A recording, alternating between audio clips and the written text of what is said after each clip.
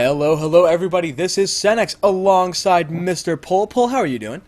I'm doing just great, buddy. How are you doing today? Not too shabby. We do have a couple of pieces of really exciting news to bring to everybody, and that is that the Fewer Resources Per Base Grand Tournament that is being set up has had a couple of new additions to the family. Do you want to talk about them?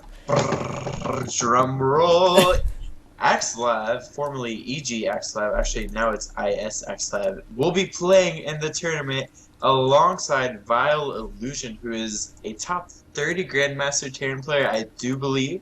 Both of these players are obviously professional players of the highest of skills, at least on the North American ladder. So I'm super, super, super excited to see how they do in the tournament and just see what kind of interesting, crazy builds that they bring.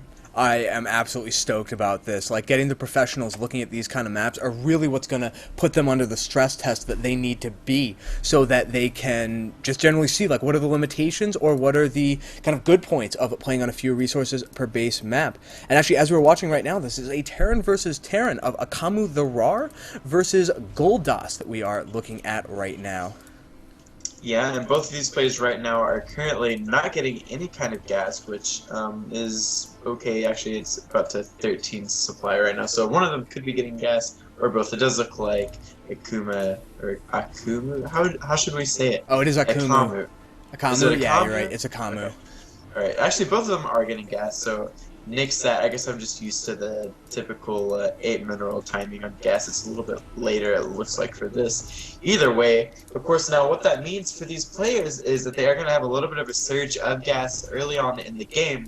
However, once about 5 minutes, 6 minutes hits, they'll have less gas than they typically would be having. So the builds will be a little bit different. So we're gonna have to see what they do to manage their economy. It does look like our Akamu player is putting all three on gas, and so is Guldas. So I don't know if these players have actually played on this type of variant before. I believe that at least Akamu has. I believe they have for this replay because this was one of the Okay. recommended replays in the thread that Baron set up for Yeah, just I the guess so. videos on demand and stuff. So I'm really excited about what this is going to be. There's actually a second game in a series between these players. I don't think it was any kind of official series. I think they were just playing against each other, kind of seeing what's going on with the few resources per base maps.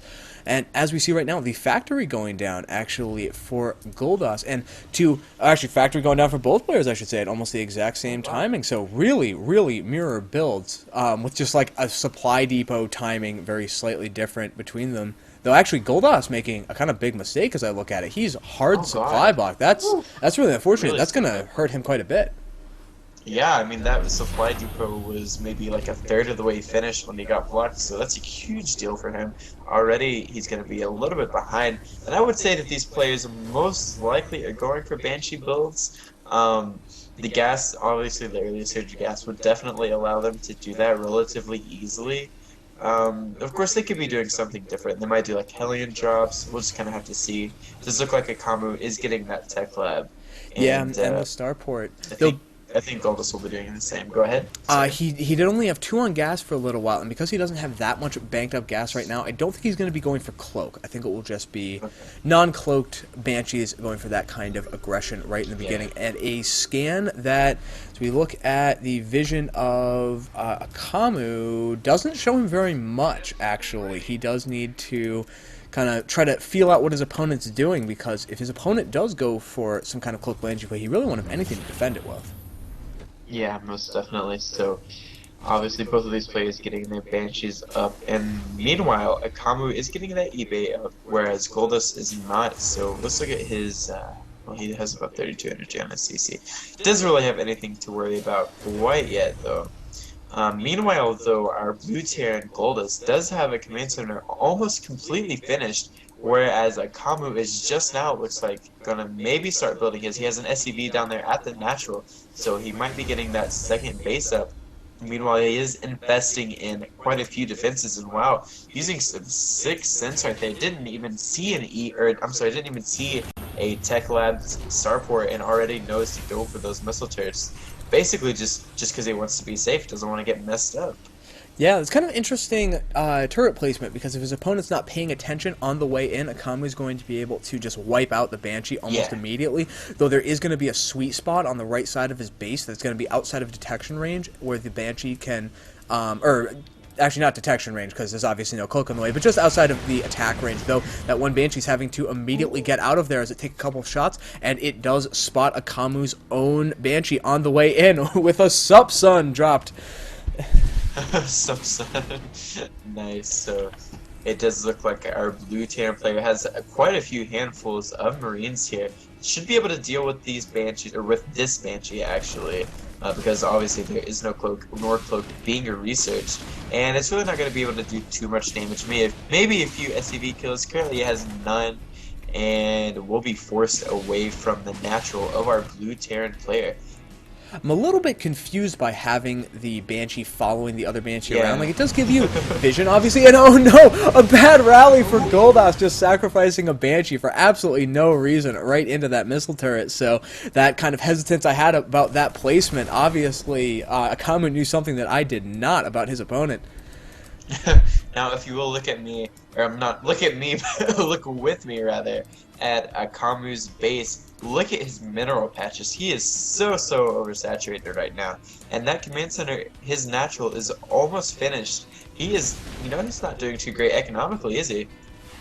Yeah, he is definitely struggling. He's noticeably behind his opponent in his expansion timing, and he also got hit by a pretty nasty supply block that he's still trying to get out from. Though just now the supply depot's finishing up, though there is some harassment going on, or there was actually a couple seconds ago some harassment going on in Goldas's base. He did have to pull a whole bunch of SCVs off the line, but that was almost a good thing, because it made him think, oh, actually I have a ton of SCVs in my main, not many at my natural, and he split them up. So right now, as we look at the income tab, it is considerably higher for Guldas than it is for Akamu.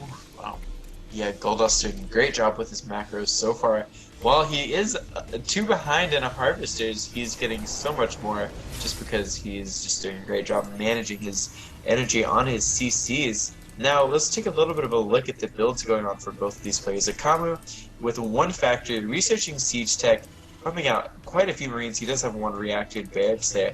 And, of course, the starport, which probably will end up getting a reactor on it so he can get some air dominance. For medevacs, and meanwhile Guldas is kind of doing the same thing. Obviously he has a lot more Raxes, but is going for that Marine tank style play, which is relatively effective. There are a few, I feel like there are a few better builds. There's certainly counters to it, but Marine tank is a good counter to Marine tank. I mean, it's all in positioning, so both of these players are on relatively even playing fields right now. Yeah, neither player trying for anything really wacky like your standard mech play that you will see in ordinary games of StarCraft 2, that I'd actually be very interested in seeing how they are handled here, because the positioning and just general critical mass of mech might be very hard to achieve in a few resources per base game. That is something to look out for in more games of few resources per base Terran versus Terran. Though we do see in the about 2 o'clock position Akamu taking his 3rd base. So because he was behind earlier economically, he is trying to get that base up just right in position instead of floating it over later. But we do have Guldas also building his own command center, and will be probably just floating it over into either the space right in front of his base or in the kind of top left-ish area, where actually right now Akamu's Banshee's hanging out. Now we do see, as far as upgrades go, Akamu does have the 1 upgrade, and hold on, Guldas has none, but he is moving out. Now he might just be moving to the middle of the map to get a little bit of vision of what's going on, or he might actually go for an attack, and it does look like he is going to go ahead for this attack. He's actually going over to where the 3rd, has he scanned that? Yeah, he has scanned that, so he does know that it's over there, and he will be taking out this 3rd base. It's going to be really hard for the other Terran player to hold on and to even get into good position, and actually it does get cancelled. So great move there by Akamu, saving himself quite a few minerals. Yeah, but unfortunately, because he had to cancel that, right now the base of Guldas is done, and he's just very smartly pulling right back. He's already accomplished what he wanted to. His opponent is stuck on 2 bases and is now forced to rebuild his command center in his own base and then float it over safely. So right now the ball's kind of in Akamu's court. He needs to do something to deal with the macro advantage of his opponent after that 1 big push out. Yeah, and really when you're playing TVT, it's not like any other matchup where you can basically just, you have a surge of minerals and gas, you can go ahead and make a few more units and go for a timing attack. In TVT, it really is about how you can replenish your army if a decent amount gets taken out, and, you know, being able to defend easily and stuff like that, because tanks, you can have like two tanks, so Huge hold on, fight we in do the have an middle. engagement, yeah. Looks And like Akamu here is trying to decide if he wants to attack. He does siege up quite a few tanks here, and meanwhile our blue Terran player actually not sieging anything finally gets the siege up, and this is actually a really even battle here. Ooh, wow. landing those Vikings is very cute, though, particularly the one up on the high ground that's going to be able to pick away at these units as long as it's not a scan. But another scan is dropped there. This one Marine not quite able to kill off the siege tank there, so despite their supplies being even, that was definitely a win for Guldas. When we look at the units tab, he has 3 siege tanks and 12 Marines against the single siege tank of his opponent, and only 10 Marines against now 15. So definitely a bit of trouble for Akamu to be dealing with right here. Yeah, and this is basically what I was talking about before that was going on, is if you have the macro advantage, you're going to be able to replenish your army engagements just like that, where you're basically trading units. You'll be able to replenish a lot easier.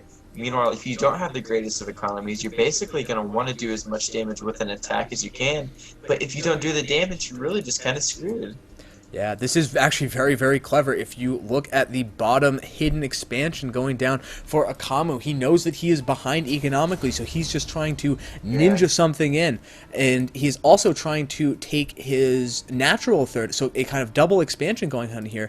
And right now, in front of Guldas' base, he does have that one command center set up, though the worker transfer is only just now arriving for him, so it's not quite ready to pay for itself yet. And a timing attack that's able to get some kind of siege up there, if it was possible, would be a very good way of trying to punish that more forward position, though I just don't think that it's in the cards right now. The army is way too big for Guldas. Yeah, our purple Terran, Akamu here, is definitely being forced to play defensively. Now, let's take another look at the upgrades here, just to see how Oh, real everyone's quick doing. in the bottom base, Oh. Guldas did discover this hidden expansion going down. It's getting Oh. targeted down by a whole bunch of Stim Marines, so Akamu just cannot catch a break this game. With the cancel, with the just generally later ordinary expansion, now his hidden base play being totally shut down. Oof. Wow, that is just so many minerals lost right there when he's really relying on that to get caught back up into this game. Currently, the supply is a 137 versus 109, and our blue Terran player is just doing a great job this game.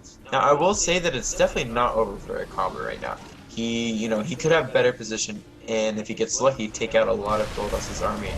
But it's just going to come up to how he plays. But we do see a big engagement going on right now with Guldas sweeping in from the north and managing to clean up a huge part of Akamu's army. And actually, oh man, Akamu, after that engagement finishes up, is really just not faring well. He's down to only 84 supply against the 126 of his opponent. And really, when we look at the units counting station, it's a single siege tank against 8. Which is a really rough place to be. The additional barracks he was trying to lay down are just being slaughtered, and I unfortunately think that Akamu has pretty much been finished off. Yeah, most definitely. Akamu has overstayed his welcome on this map for this day, whereas Guldas, of course, remaining the king of Shakuras Plateau for now. Yeah, and a even group of harassment Marines moving in and taking out just almost all of the SCVs that were mining in the top right base. Looking once again the units tab. Though actually Akamu was at a very distinct SCV advantage before that happened. He's now only down to 52 SCVs against 59, even after losing that huge number. Yeah. But Well, I just don't think he had the basis to take advantage of it. Exactly. When it's not typical, a mineral patch maps, it's the 6 mineral patches, so you can have all the workers you want. If you don't have the mineral patches to mine from, they're really not going to do you any good. So yeah, right now I do just think that we are waiting for Guldas to finish off his opponent. He's doing some of the kind of nice strangulation techniques that we see in a lot of Terran versus Terrans, trying to make sure that his economic advantage is absolutely insurmountable. We do see an SCV moving up to the natural third of his, now his 4th base, to just kind of plant that down, secure his own victory beyond really any doubt. Though this one Banshee might actually, the patrol path of that Banshee will lead her past the expansion, so. Yes. Alright, it does look like Guldas is just trying to get into position, but not get blown up by too many tanks there by our purple Terran player. And this is, this is what I was talking about. Just because you are at a supply disadvantage with Terran does not mean you're out of the game. So Akamu is still very much in this game. However, he is pretty far behind as far as his macro goes. Yeah, there is a drop going into the main right now. However, 2 turrets in place. Actually, there's a huge ring of turrets that Akamu placed down. He was clearly really not wanting to deal with any kind of drop shenanigans, and they did pay for themselves right there with a 10 supply drop immediately for Guldas. Yeah, so I guess this game is not quite over yet. It does look like Akamu does have his own medevac, in fact, and will be going straight for Goldas's base. However, I don't believe that he will manage to get in there unless he goes down along the bottom, the farthest that he can go. There's a very similar turret ring, and it's the exact same thing going to happen. It looks like it is. Just going tit for tat right there. So both of these players losing about 8 Marines and 1 medevac each. It's just fair. They're playing the gentleman drop style. He saw that his opponent donated all those units, and so he made sure that he returned the favor. And there's just a little bit of position going on, and yeah, right now Akamu is saying, well, that's GG. He does see that there's really no way he's going to be able to break this nice contain, complete with sensor tower and everything. And so I think we're just waiting for him to officially leave the game. And for me, at least, that's it. Did I get desynced from you? It does look like a little bit. Okay, like when did the map finish for you? Like, what was I saying when the... Well, I was actually speeding it up and slowing it. Oh, really? Speeding it up a little bit here and there. Like, I would just press the plus button for like half a second or a second and then stop it. And that worked okay. I think I need to lower my resolution, though, for the... for my stream, because it's making lag a little bit. Is Chutoy still in the chat? Yeah, he is. Did you notice anything, Chutoy? Did you notice, like, me talking about things that hadn't happened yet for several seconds or something like that? Let's see. Just wait for him to respond. He said it seemed okay.